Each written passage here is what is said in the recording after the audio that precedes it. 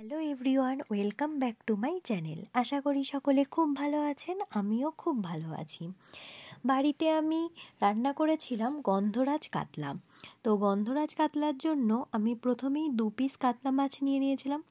আমি এর আগেও ছানার পাতুরি বানানোর সময় বলেছিলাম, আমি যেহেতু ভেবে করেছি, তাই আমি বেশি কিছু জিনিস দিয়ে করিনি, কারণ জিনিসটা যদি নষ্ট হয়ে যায় তখন খুব খারাপ লাগবে, আর জিনিস নষ্ট করা একদমই উচিত নয়। তাই জন্য অল্প জিনিস দিয়ে আমি ট্রাই করেছিলাম। তো আমি কাতলা মাছ 2 পিস নিয়েছিলাম, গন্ধরাজ লেবুর পাতা নিয়েছিলাম, আর একটু সর্ষে আর পোস্ত নিয়েছিলাম, আর কাঁচা লঙ্কা। প্রথমেই আমি সর্ষে পোস্তটাকে শিলনোড়ায় বেটে নিয়েছিলাম। তো শিলে বাটার খুব একটা অভ্যাস নেই, কিন্তু ভাবলাম যে শিলে বাটলে সর্ষে পোস্তগুলো বেশ মিহি হবে। জিনিসটা আমি যখন তেলে দেব তখন আমি বেশ ভালো করে সেটাকে নাড়তে পারবো, ছেড়ে ছেড়ে যাবে না। এই জন্য আমি প্রথমেই সেগুলোকে বেটে নিয়েছিলাম, সর্ষে আর পোস্তটা বেশ মিহি করে বেটে নিয়েছিলাম। তারপর কড়াইতে তেল গরম করে নিলাম, সর্ষের তেলেই আমি রান্নাটি করেছি। কড়াইতে সর্ষের তেল দিয়ে নিয়েছি, আর কাতলা মাছ দুটোর মধ্যে নুন আর হলুদ আমি মাখিয়ে নিয়েছি। নুন আর হলুদ মিশিয়ে আমি কাতলাগুলোকে তেলে ভেজে নেব, কিন্তু খুব কড়া ফ্রাই করিনি, বেশ হালকা করে, জাস্ট কাঁচা ভাবটা ছেড়ে ছেড়ে যাবে সেরকমভাবেই আমি মাছগুলোকে একটু কড়াইতে ভেজে নিয়েছিলাম। তারপর মাছগুলো ভাজা হয়ে গেলে তখন আমি মাছগুলোকে কড়াই থেকে তুলে নিয়েছিলাম। একদমই হালকা ফ্রাই করবে, ডিপ ফ্রাই করলে না মাছের মধ্যে সেই মাছের যেই স্বাদটা সেটা থাকে না কিন্তু। আর হ্যাঁ, আমি যখন মাছগুলো ভেজেছিলাম তখন কড়াইতে একটু নুন দিয়ে দিয়েছিলাম, যেন সেই ছিটকে না আসে, বা তেলগুলো অনেক সময় ছড়িয়ে যায়, তো তাই জন্য আমি একটু নুন দিয়ে দিয়েছিলাম।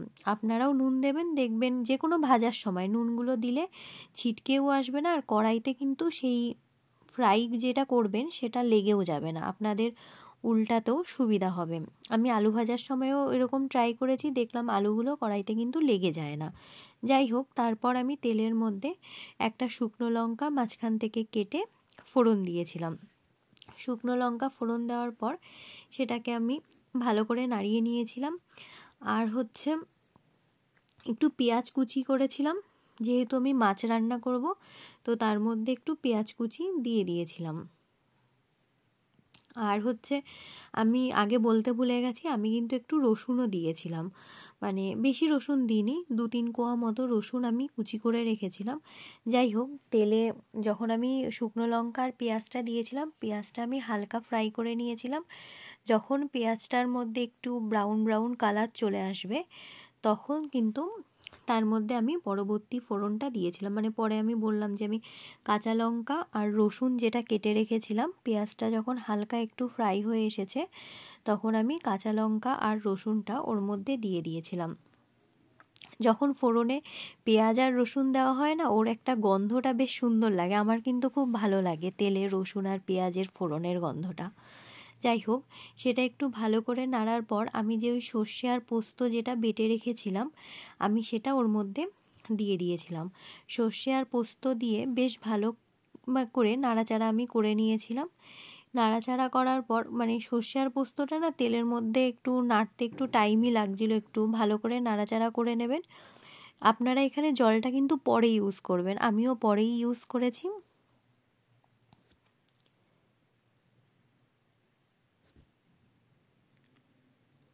যখন দেখতেই পাচ্ছেন আমি ওর মধ্যে থেকে একটু তেল তেল ছেড়ে এসেছিল যখন সর্ষে পোস্তটা দিয়েছিলাম, তার মধ্যে একটু জিরের গুঁড়ো, একটু হলুদ আর স্বাদ মতো লবণ দিয়ে দিয়েছিলাম, দিয়ে সেটাকে একটু ভালো করে আবার কষিয়ে নিয়েছিলাম। কষানো হয়ে গেলে তার মধ্যে অল্প একটু জল দিয়ে দিয়েছিলাম। জলটা খুব সামান্য পরিমাণেই প্রথমে দিয়েছিলাম।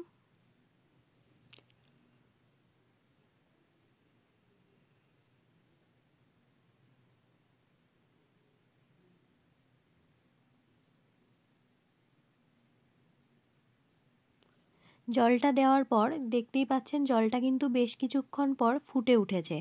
জলটা যখন না ফুটবে সেই অবস্থায় কিন্তু মাছটা দেওয়া যাবে না। জলটা একটু ফুটে উঠলেই আমি মাছ 2 পিস দিয়ে দিয়েছিলাম। এবার মাছ 2 পিস দেওয়ার পর সেটাকে আরও কিছুক্ষণ আমি ফুটিয়ে নিয়েছিলাম। ফুটিয়ে নেওয়ার পর আমি বেশ কিছুক্ষণ পরে যে লেবু পাতাগুলো, গন্ধরাজ লেবুর পাতাগুলো রেখেছিলাম সেগুলো ওর মধ্যে দিয়ে দেব।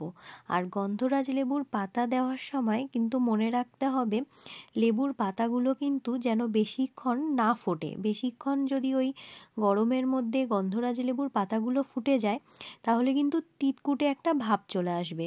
তাই জন্য যখনই গন্ধরাজ লেবুর যে স্মেলটা সেটা বেরিয়ে আসবে তখন কিন্তু পাতাগুলো তুলে নিতে হবে। দেখবেন আমি পাতাগুলো কিন্তু তুলে নিয়েছি। আর একটা কাঁচা লঙ্কা দিয়েছিলাম, যেহেতু বাড়িতে কাকু ছিল, কাকু একটু লঙ্কা খেতে পছন্দ করে, তাই একটা কাঁচা লঙ্কা আমি দিয়ে দিয়েছিলাম।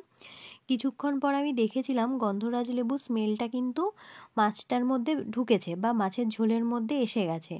এই জন্য আমি গন্ধরাজ লেবুর পাতাগুলো এক এক করে তুলে নিয়েছিলাম। আপনারাও পাতাগুলো তুলে নেবেন, নালে কিন্তু মাছটা নষ্ট হয়ে যাবে, তেতো হয়ে যাবে। যাই হোক, আজকে আমার এইটুকুই রান্না ছিল। যদি ভালো লাগে তবে অবশ্যই পাশে থাকবেন, লাইক করবেন, কমেন্ট করে জানাবেন কেমন লেগেছে। আর ভালো লাগলে প্লিজ চ্যানেলটাকে সাবস্ক্রাইব করে দেবেন। আজকের মতো টাটা।